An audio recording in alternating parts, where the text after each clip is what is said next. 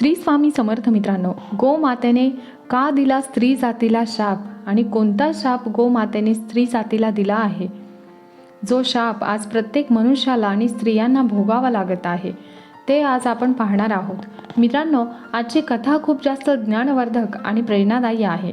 त्याचबरोबर खूपच भावनिकसुद्धा आहे. जर तुम्ही मनापासून ऐकाल तर तुम्ही सुद्धा अडचणीत असलेल्या प्रत्येक व्यक्तीला मदत करायला तयार व्हाल.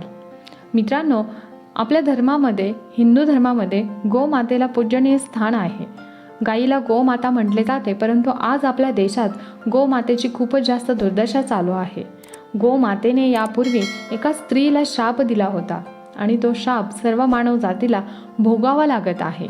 त्यामुळे असं होऊ नये की आता जी गोमातेची अवस्था चालू आहे त्यामुळे गोमाता पुन्हा एकदा आपल्या मानव जातीला शाप देऊ शकते आणि त्यामुळे एखादे मोठे संकट आपल्यावर येऊ शकते.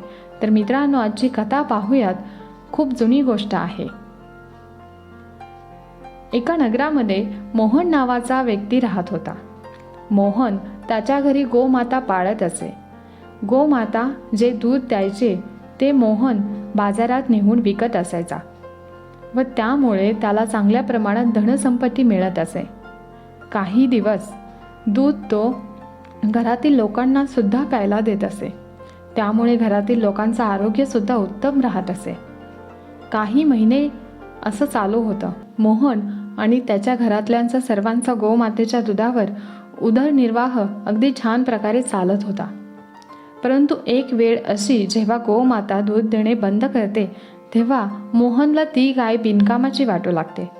आता फक्त ती गाय त्याचा चारा खायची, परंतु त्या बदल्यात त्याला काहीच द्यायचे नाही. त्यामुळे मोहनने त्या गायीला जंगलात नेऊन सोडले. जेव्हा गोमातेला जंगलात सोडली तेव्हा ती गोमाता इकडे तिकडे भटकू लागली. असे काही दिवस गोमाता इकडे तिकडे भटकत होते.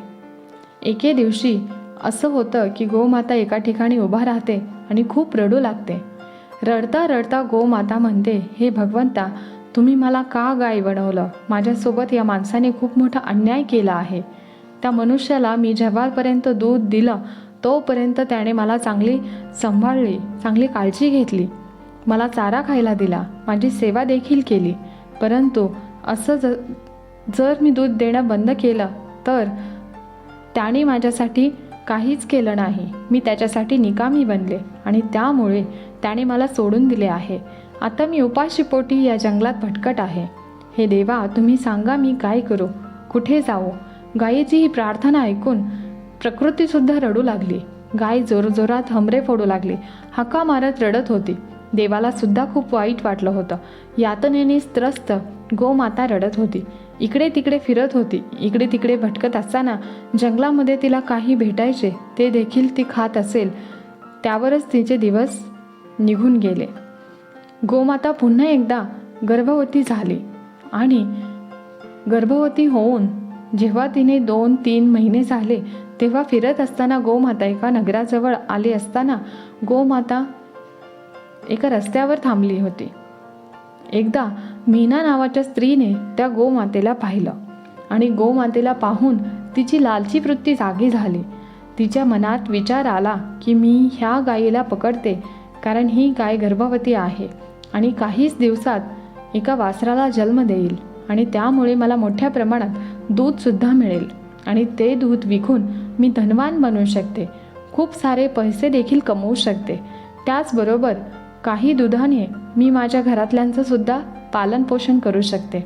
असा विचार करून ती स्त्री घरी गेली आणि नवऱ्याला बोलवलं. जेव्हा मीना घरी गेली आणि नवऱ्याला घेऊन पुन्हा तिकडे आली तेव्हा तिने पाहिलं की गाय तेथे नव्हती, ती कुठेतरी निघून गेली होती. मित्रांनो, गोमाता आता पुन्हा जंगलात गेली होती. असे काही दिवस निघून गेले. त्यानंतर गोमातेची वासराला जन्म द्यायची वेळ आली. गोमातेने एका वासराला जन्म दिला. गोमातेने वासराला जन्म एका झाडाखाली दिला होता. परंतु जी मीना नावाची स्त्री होती ती झाडाच्या शेजारीच गवत कापण्यासाठी गेली होती आणि जेव्हा तिने गोमातेला त्या झाडाखाली पाहिले तेव्हा तिच्याजवळ आली. मीनाला पाहून गोमाता तिला म्हणते, हे स्त्री, तू माझी एक मदत कर. हे माझे वासरू आहे, ते उचलून माझ्या मानेवर ठेव, प्लीज माझी मदत कर. या वासराला उचलून माझ्या मानेवर ठेव, जेणेकरून माझ्या वासराला घेऊन मी एखाद्या सुरक्षित ठिकाणी जाऊ शकेल. गाईचं असं बोलणं ऐकून मीना गाईची मस्करी करू लागली, तिची मज्जा घेऊ लागली, त्याच्यावर ती हसू लागली. आणि त्यानंतर मीना म्हणू लागली की मी तुझी मदत का करू, मी तुझ्या वासराला हात लावणार नाही, ते किती घाण आहे. तू ज्या वासराला जन्म दिला आहेस त्याच्या अंगावर खूप सारी घाण आहे. मी तुझ्या वासराला उचलून तुझ्या मानेवर ठेवू शकत नाही. गोमातेने मीनाजवळ खूप विनवण्या केल्या, परंतु ती मीना नावाची स्त्री गोमातेचे काही ऐकायला तयार नव्हती. हे स्त्री, तू कृपया करून माझी मदत कर, ती सतत विनवणी करत होती. माझ्या वासराला इथून उचलून एखाद्या सुरक्षित ठिकाणी घेऊन गेले नाही तर एखादा जंगली प्राणी येऊन त्याला मारून टाकेल. म्हणून तू माझी मदत कर, कारण माझं हे वासरू अजून चालू शकत नाही आणि आता हा खूप नाजूक आहे. कमीत कमी 8 ते 9 महिन्यानंतर माझा वासरू चालू शकेल. मित्रांनो, त्यावेळी प्राण्यांची पिल्ले 8 ते 9 महिन्यानंतर चालू शकत होती. आता तशी परिस्थिती नाही. आता प्राण्यांची पिल्ले लगेच चालू शकतात. मित्रांनो, गोमाता आणि मीना नावाच्या स्त्रीला खूप विनवण्या करत होती, परंतु ती फक्त तिची मस्करी करत होती, त्याच्यावर हसत होती, मात्र तिला मदत करायला तयार नव्हती. त्यामुळे संतापपूर्ण गोमातेने मीनाला श्राप दिला. तू माणूस आहेस, तुला हात असून तू माझी मदत करू शकतेस, परंतु तुला माझी मदत करायची नाही आहे, तुला फक्त माझी मस्करी करायची आहे. यामुळे मी तुला श्राप देते की माणसाची मुलं ही जन्माला आल्यावर चालू शकतात, ते आता जन्मल्यावर 8 ते 9 महिन्यानंतर चालू शकणार नाही. मित्रांनो, पूर्वी प्राण्यांची पिल्लं चालू शकत नव्हती, परंतु माणसाची मुलं ही जन्माला आल्यावर ताबडतोब चालू शकत होती. गोमातेने शाप दिला, तुझी म्हणजे माणसाची मुलं जन्मल्यावर 8 ते 9 महिन्यानंतर चालू शकतील, जे आता लगेच तुझी मदत करू शकतेस. प्राण्यांची पिल्लं आहेत, ती जन्मल्यावर लगेच चालू शकतील. आत्ता असा शब्द मातेने दिला. मित्रांनो, त्या स्त्रीच्या एका चुकीमुळे पूर्ण मानव जातीला शाप लागला आहे आणि तो शाप आता सर्वांना भोगावा लागत आहे. मित्रांनो, खूप सारे लोक गोमातेला एक साधारण प्राणी समजतात, परंतु मातेच्या पोटात 33 कोटी देवांचा वास असतो. शास्त्रामध्ये, पुराणामध्ये मातेला खूप जास्त महत्त्व देण्यात आलं आहे. जेव्हा गायीचा अपमान होतो तेव्हा गाय क्रोधित होते आणि सर्व 33 देवदेवता 33 कोटी देखील क्रोधित होतात आणि त्यामुळे संपूर्ण ब्रह्मांड हलू लागते. गोमातेच्या शापामुळे माणसाची मुलं 8 ते 9 महिने चालू शकत नाहीत. मित्रांनो, याचं प्रमाण वेदशास्त्रामध्ये दिलेलं आहे. सुखदेवाने जेव्हा जन्म घेतला होता तेव्हा तो त्वरित चालत जंगलात गेला होता. त्याचबरोबर महर्षी व्याससुद्धा जन्मल्यानंतर लगेच चालू लागले होते. याबद्दल एकच नाही तर अनेक प्रमाण वेदशास्त्रामध्ये आहेत.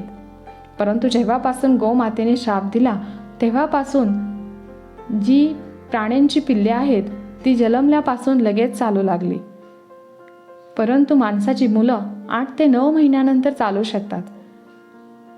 ही मुलं जी मुलं 7 ते 8 महिन्यात चालायला सुरुवात करतात त्या मुलावर गोमातेचा विशेष आशीर्वाद असतो. याचा अर्थ असाच आहे की घरातील लोक गोमातेची सेवा कार्य भक्तिभावाने पूजन करतात आणि गोमातेची सेवा करतात. त्यांना शाप आध्यात्मिक स्त्रीला दिला होता. सत्य घटना आहे. जर तुम्ही यावरून आपल्याला हेच समजतं की कोणताही प्राणी, पशु किंवा मानव कोणीही आपल्याकडे मदतीसाठी याचना करत असेल तर तुम्ही शक्य असेल तर त्यांना लगेच मदत करा. जर शक्य नसेल तर त्यांची मस्करी तरी करू नका. पहिला जो शाप असायचा तो आजवरच्या कलियुगातील बद्दुआ म्हणून समजली जाते. जर कुठल्या मनुष्याला अशी बद्दुआ लागत असेल तर हळूहळू त्याची अधोगती होऊ लागते. त्याच्यावर जीवनात अचानक मोठे संकट येऊ लागते. घरामध्ये आर्थिक संकट येते. या उलट गोमातेची सेवा केल्याने ती तुमचे संकट हरण करते. म्हणून सायंकाळी गोमाता दिसली तर तिला गोड खाऊ घाला. धन्यवाद. श्री स्वामी समर्थ.